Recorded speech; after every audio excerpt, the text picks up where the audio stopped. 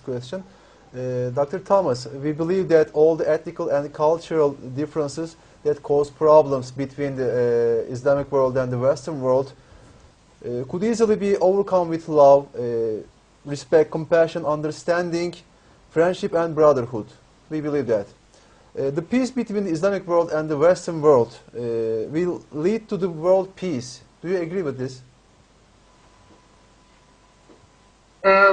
I think that to be realistic, I would have to say that I don't think it is possible just to have peace between the Muslim world and the Western world on the basis of the love and brotherhood that most people have for their fellow co-religionists from Abrahamic faiths.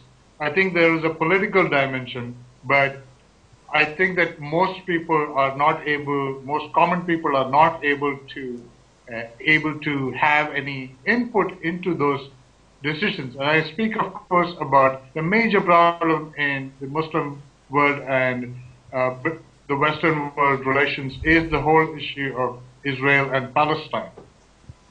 Now, this issue cannot be solved by people. It ultimately has to be solved by the politicians and the leaders. But I think what is important is that there is a movement of the civil society, of young people, of people from all of these different religions who come together and tell their leaders that we want to have peace between these different communities in that area.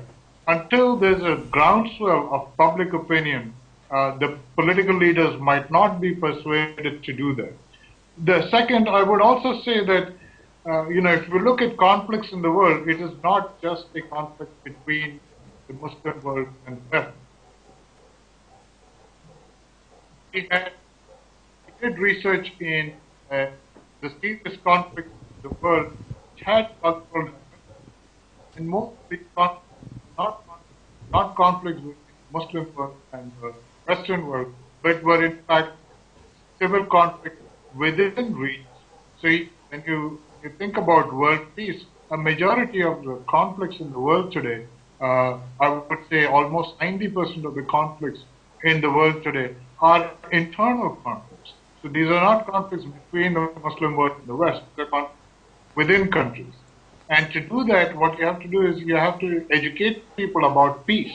You have to educate young people about peace. You have to educate young people to have the hope for a future.